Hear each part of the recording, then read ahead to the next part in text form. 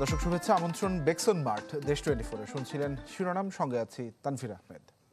ভিগো wire guard প্রয়োজন মতো বাঁকানো যায়, অধিক চাপেও ভাঙে না। ভিগো। যাচ্ছি পুরো খবরে। ঢাকা, নারায়ণগঞ্জ, নরসিংদী ও গাজীপুর জেলায় আজও সকাল 8টা থেকে বিকেল 5টা পর্যন্ত কারফিউ শিথিল রয়েছে।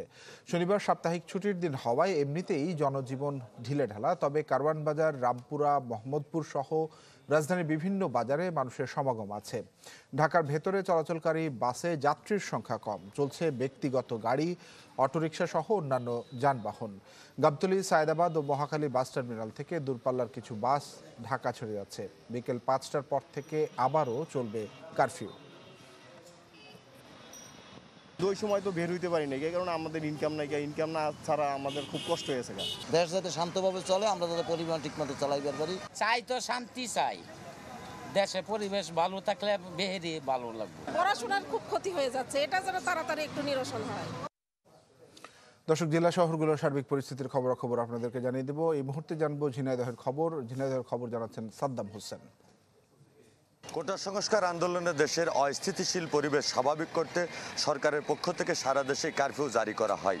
আর কারফিউর প্রথম দিনে ঝিনাইদহ জেলা থেকে শুরু করে উপজেলার শহরগুলোতে দোকানপাট বন্ধ ছিল এবং মানুষের যে চলাফেরা সেটি কিন্তু খুবই কম ছিল। এছাড়া যে পণ্যবাহী বা যাত্রীবাহী যে পরিবহন ছিল সেগুলো কিন্তু বন্ধ ছিল। তো মাঝে মধ্যে দু একটি পণ্যবাহী যে পরিবহন সেগুলো দেখা গেছে। তবে সরকার যে সকাল থেকে বিকাল 5টা পর্যন্ত কারফিউ শিথিল করেছে, এই সময় এসে কিন্তু ঝিনাইদহ জেলার যে মানুষের চলাচল সেগুলো কিন্তু স্বাভাবিক রয়েছে এবং তারা কিন্তু সেই আগের মতোই স্বাভাবিকভাবে তাদের চলাফেরা করছে। এবং ঝিনাইদহ থেকে ছেড়ে যাওয়া ঢাকা, রাজশাহী সহ দূরপাল্লার যে পরিবহনগুলো চলছে সেগুলো কিন্তু স্বাভাবিক। এছাড়া যা পণ্যবাহী যে যানবাহন সেগুলো স্বাভাবিকভাবে চলাচল করছে।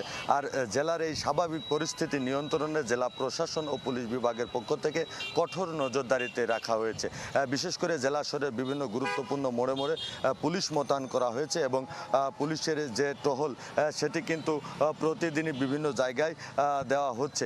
এছাড়া এই স্বাভাবিক পরিস্থিতি নিয়ন্ত্রণে যে মানুষ তারা কিন্তু অবাধেই চলাফেরা করছে এবং আগের মতোই তারা রয়েছে। তবে এই কারফিউ জারির সময়ে কিন্তু এই জেলায় কোনো ধরনের অপ্রীতিকর কোনো ঘটনা ঘটেনি।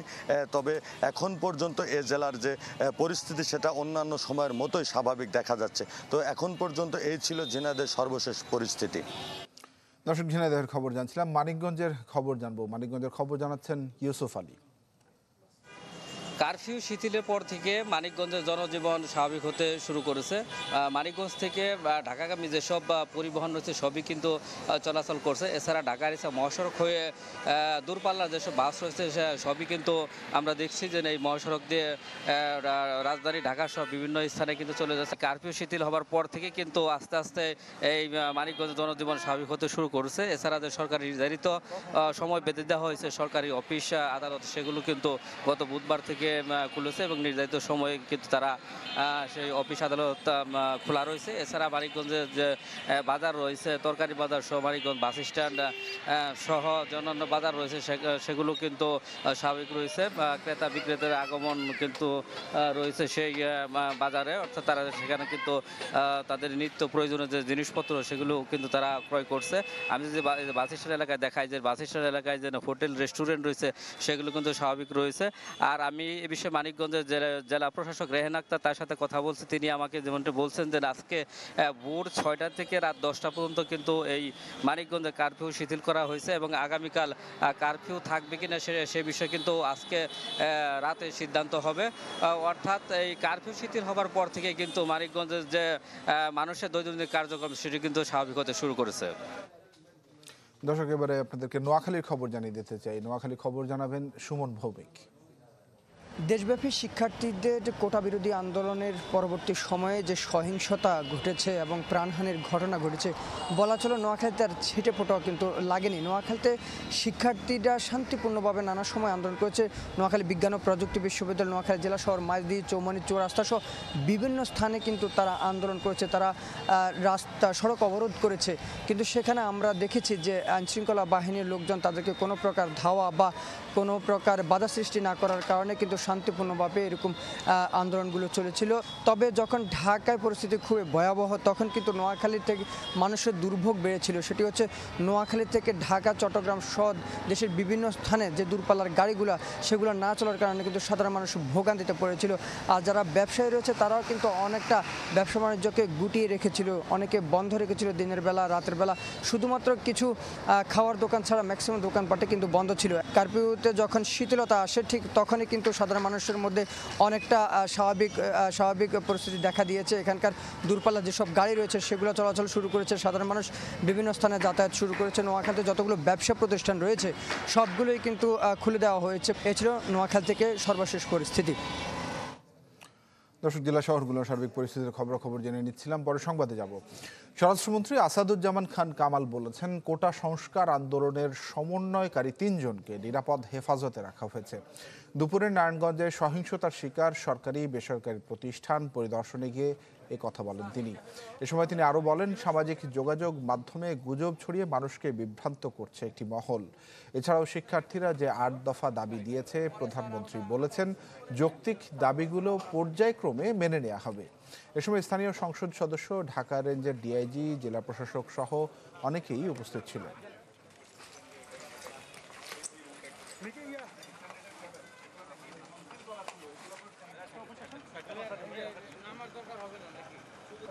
আমরা তাদের কাছে জিজ্ঞাসা করছি যে কারা তাকে আক্রমণ করতে চাচ্ছে। এগুলি জিজ্ঞাসাবাদ পরে আমরা সিদ্ধান্ত নেব তাকে কিভাবে কি করা যাবে। সোশ্যাল মিডিয়ার মাধ্যমে এমনই সব গুজব ছড়াচ্ছে, এমনই সব কথা বলছে যেগুলি শুনলে সাধারণ মানুষও ঠিক থাকতে পারে না, বিভ্রান্ত হচ্ছে। দেখছেন বেক্সন মার্ট, দেশ 24। নিচ্ছে একটা বিরতি, ফিরছে একটু পর, সঙ্গেই থাকুন।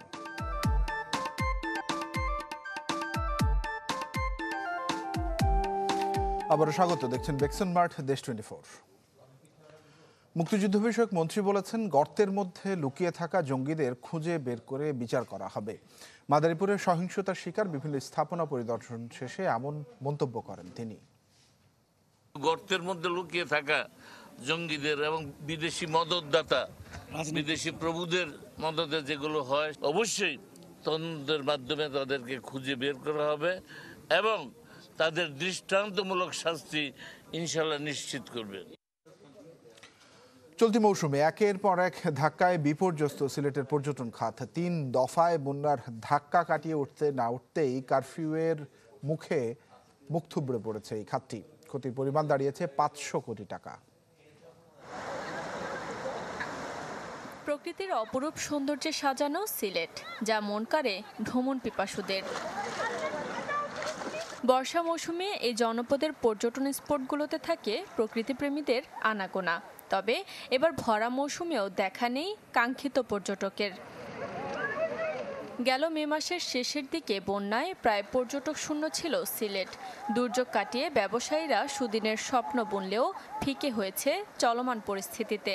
আমাদের অনলাইনে আমরা আমাদের পেজের মাধ্যমে বা এর মাধ্যমে আমরা গ্রুপের মাধ্যমে আমরা পোস্ট করি, ওইখান থেকে আমাদের রেসপন্স আসে করে। তো যেহেতু অনলাইন নেই, সেক্ষেত্রে আমরা আমাদের গেস্টের সাথে আমাদের কোনো ধরনের কমিউনিকেশন নাই। তো এই অবস্থায় যদি আসলে চলতে থাকে তাহলে খুব একটা সংকটপূর্ণ সময়ের ভিতর দিয়ে আমরা যাচ্ছি।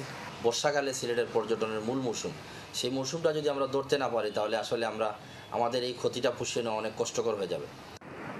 সিলেট চেম্বার অব কমার্স বলছে, এপ্রিল থেকে সেপ্টেম্বর এই 5 মাস পর্যটন মৌসুম, কিন্তু 2 মাসের বন্যা আর কারফিউয়ে পূরণ হয়নি প্রত্যাশা। তাতে ক্ষতি অন্তত 500 কোটি টাকা। এখন বর্তমানে যে পরিস্থিতি বাংলাদেশের, শুধু পর্যটন খাত না এবং সব ব্যবসায়ীরাই আজকে ক্ষতিগ্রস্ত এবং আপনারা জানেন এখনও আমরা লেনদেন করতে কিন্তু অনেক কষ্ট হচ্ছে। ব্যবসায়ীদের পাশে যেন মাননীয় প্রধানমন্ত্রী দাঁড়ান এবং ব্যবসায়ীরা যে ক্ষতিগ্রস্ত হয়েছে সেটার জন্য একটা প্রণোদনা যেন উনি দেন। এভাবে চলতে থাকলে ক্ষতির পরিমাণ আরও বড় হবে বলে মত খাত সংশ্লিষ্টদের। Desk report, channel 24। বেক্সন মার্ট, দেশ 24 নিচ্ছে আরও একটি বিরতি, ফিরছে একটু পর, সাথেই থাকুন।